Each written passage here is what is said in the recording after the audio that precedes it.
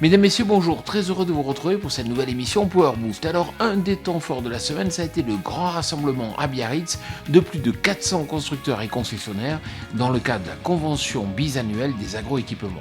Un des temps forts a été le développement de l'innovation et des nouvelles technologies dans les matériels. Et justement, des innovations, vous allez en voir dans cette nouvelle émission Power Boost. Biarritz. Il est à Biarritz. Pourquoi le patron il n'emmène jamais le journaliste WOW avec lui pour ses reportages, hein ? Je vous le dis, c'est vraiment pas juste. Et c'est donc dans ma cabine habituelle à Paris que je vais vous parler du Multi-Tool Track, le tracteur hybride électrique, puis du record insolite que le constructeur Honda a réalisé. L'affaire Mamie Vache, comment ça va se faire ? C'est ce qu'on va voir par la suite, en terminant sur les machines qui permettent de reproduire la marche d'un homme. Donc avant de bouder dans mon coin, je lance les news pour ce 230e épisode Power Boost. On connaissait déjà le pick-up à herbe de Stark Industries en version fixe pour des largeurs de travail de 3 mètres à 4,80 mètres. Si vous êtes intéressé par une version repliable, il vous faudra patienter jusqu'au Salon de l'Herbe qui se tiendra les 4 et 5 juin prochains à Pousset pour la découvrir en avant-première. Le lycée agricole de Metz a gagné le trophée 2014 J'aime mon métier. Le prix lui a été remis lors de la 9e convention nationale des agroéquipements. Voici un extrait de leur vidéo. Je m'appelle Albert. Et moi j'aime travailler le sol, la saison des moissons et la fenaison. Mais j'aime aussi traire et nourrir mes bêtes. Ce que j'aime, c'est regarder le coucher de soleil sur mon champ. Par contre, je n'aime pas traire à la main. J'aime prendre soin de mes animaux, mais pas courir après. J'aime faire les foins, mais pas le rhume qui va avec. J'aime labourer, mais pas trouver des trucs bizarres dans mon champ. C'est quoi ça ? Ce que j'aime surtout, c'est de ramasser les pommes de terre oubliées dans mon champ.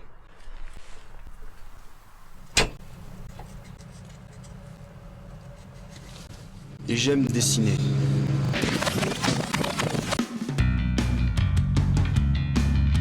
Dévoilée au salon Tech Agro en République tchèque, la nouvelle gamme de tracteurs Zetor Forterra HD monte en puissance pour atteindre les 130 et 140 chevaux et bénéficie de plusieurs améliorations.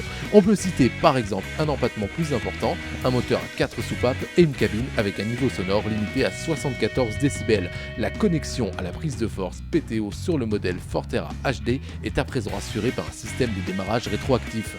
Sur ce tracteur, le boîtier du différentiel a été également renforcé et l'essieu élargi.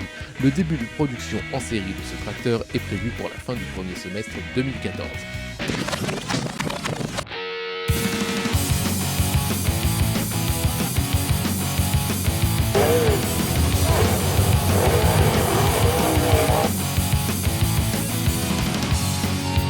Lors de la finale mondiale du Monster Jam de Las Vegas, le fabricant de pneus BKT a officiellement signé le contrat de parrainage en tant que sponsor technique officiel et exclusif de pneus pour les événements de Monster Truck organisés par Fell Motorsports. Cet accord comprend la conception technique et la fourniture de pneus pour l'ensemble des véhicules sur plus de 300 étapes de la tournée Monster Jam aux États-Unis et dans le reste du monde.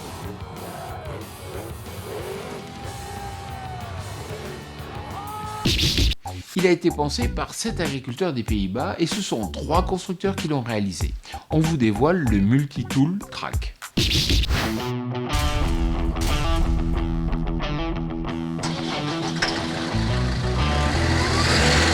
C'est lors de la foire industrielle de Hanovre que le tracteur hybride électrique Multi-Tool Track a été présenté. Combinant un moteur à propulsion électrique de 22 kW à une motorisation diesel 6 cylindres de 140 à 180 chevaux, les constructeurs démarreront les phases de test en mai prochain.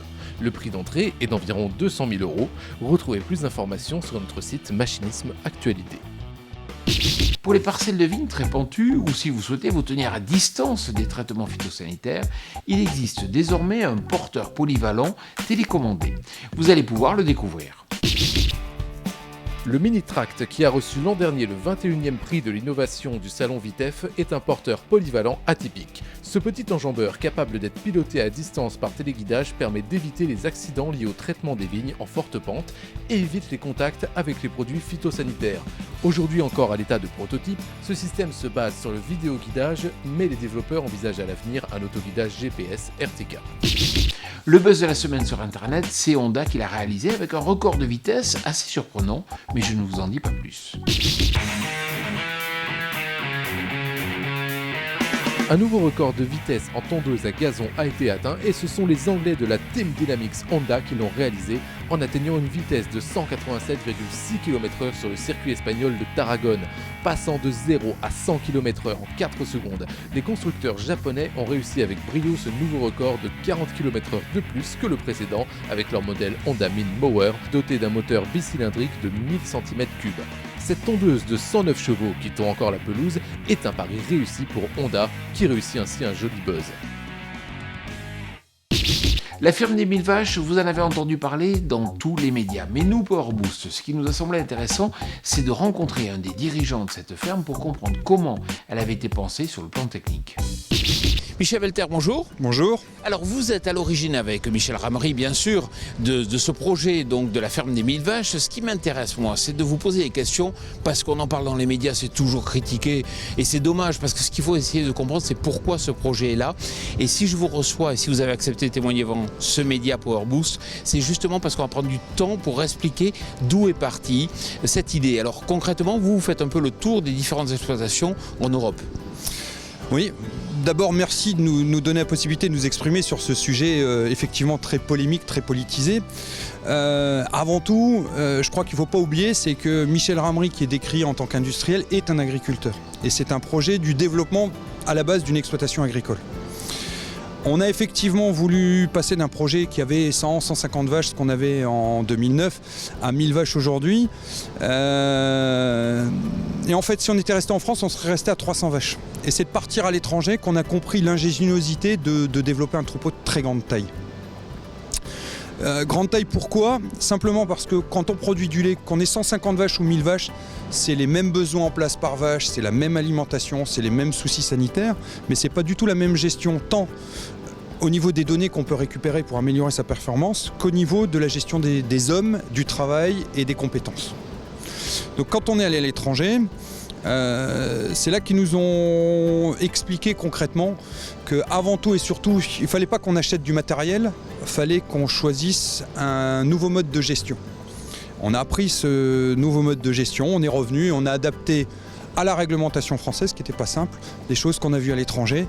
Et surtout, caractéristique intéressante, c'est quels que soient les pays qu'on a visités à l'étranger, ça allait d'Israël, l'Espagne, les pays d'Europe du Nord, aux États-Unis, on a vu plusieurs fois exactement la même approche. Et on a simplement essayé de retranscrire cette approche. Alors très concrètement aujourd'hui sur votre projet, c'est vrai que jusqu'à présent il y avait des visions d'élevage qui allaient entre 0 et 200 vaches par exemple, et vous vous dites attention, au-delà de 200 vaches qu'à 500 vaches, on est dans une zone un peu difficile sur le plan technico-économique. Oui, je veux dire que là il y a une grande différence entre le monde de l'élevage et le monde des grandes cultures. Alors, je précise qu'à côté de cet élevage-là, on exploite, il y a plusieurs agriculteurs regroupés, on exploite 1 millier d'hectares, donc on arrive à bien faire le parallèle entre l'augmentation de surface et l'augmentation de cheptel. Je dirais de manière caricaturale, quand vous prenez 100 hectares supplémentaires, vous mettez quelques chevaux de plus sur le capot, un mètre de plus à la barre de coupe de la batteuse et avec les mêmes moyens humains, vous augmentez. Quand vous passez en élevage, cette règle, il n'y a pas de règle de proportionnalité directe. On est obligé, on a besoin de main-d'œuvre pour surveiller. Et effectivement, à l'étranger, on a appris un truc, c'est qu'entre 200 et 300 vaches, c'était un point critique par rapport au nombre de personnel.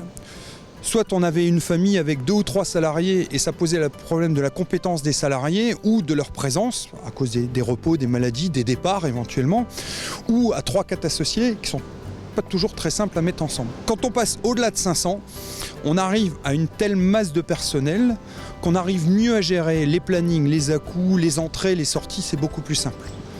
Il y a une échelle d'efficacité humaine qui est différente. Quelque part, pourquoi le projet est mal compris, c'est que vous passez d'une vision un peu d'épinal de l'élevage qui est familial en France, qui est perçu comme cela, à une vision industrielle. Tout à fait. Je crois que le vrai problème, c'est que si vous demandez à la plupart de nos concitoyens qu'est-ce que c'est une ferme d'élevage, on imagine le couple. Ça a été un peu déformé avec l'amour est dans le pré, mais on imagine le couple qui traite ses quelques vaches, voilà. Aujourd'hui, la principale difficulté de l'élevage laitier, elle est, vue de ma fenêtre, le côté vivabilité, la somme de travail, la pénibilité. C'est pas la pénibilité du travail, c'est le calendrier 365 jours par an, quoi.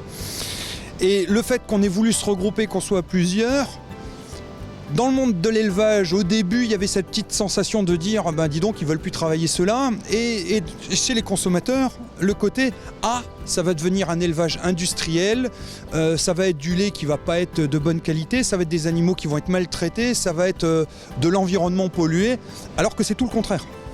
Michel Welter, merci beaucoup. Merci de votre attention. Dans le cas d'Innovact, la semaine dernière, nous avions un plateau télé.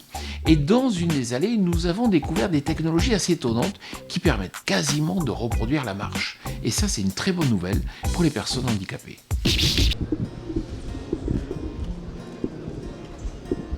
Alors, on parle souvent des exosquelettes et effectivement, vous allez voir une application qui est intéressante. Frédéric Jean, bonjour. Oui, bonjour. Alors, effectivement, c'est un exosquelette et ce qui est intéressant de comprendre, c'est que les recherches qui ont été faites en matière d'exosquelette vous permettent, vous, aujourd'hui, de proposer une solution pour les personnes à mobilité extrêmement réduite, puisque c'est les personnes paraplégiques. Concrètement, comment il fonctionne ? Alors, c'est pour des personnes paraplégiques et tétraplégiques, donc des personnes qui ont perdu complètement l'usage des membres inférieurs. Ça fonctionne très simplement, ce sont des motorisations qui sont positionnées au niveau des articulations de hanches et de genoux et ça permet de suppléer en fin de compte les fonctions manquantes pour ces personnes-là. Alors on a commencé en France à véritablement faire de la rééducation fonctionnelle avec il y a un peu plus d'1 an dans un centre de rééducation qui est très connu dans notre domaine qui est le centre de rééducation de Kerpap. Et aujourd'hui on commence à équiper des utilisateurs finaux au domicile. Ça a été le cas pour un Ardennais pas plus tard qu'hier matin. Alors, dans le sac à dos, on voit effectivement des batteries et puis aussi une unité centrale. Tout à fait, il y a une unité centrale qui permet en fin de compte une programmation fine des mouvements de l'utilisateur et des systèmes de batterie lithium qui donnent l'énergie pour pouvoir marcher pendant 4h30 en continu. Tout dernier point, le prix. Le prix c'est 52 000 €, les prix ont largement baissé puisqu'ils démarraient il y a encore quelques années autour de 120 000 € et c'est ce que payaient les centres de rééducation pour avoir ces types de systèmes. Bon, en tout cas, félicitations pour cette capacité d'innovation. Merci beaucoup.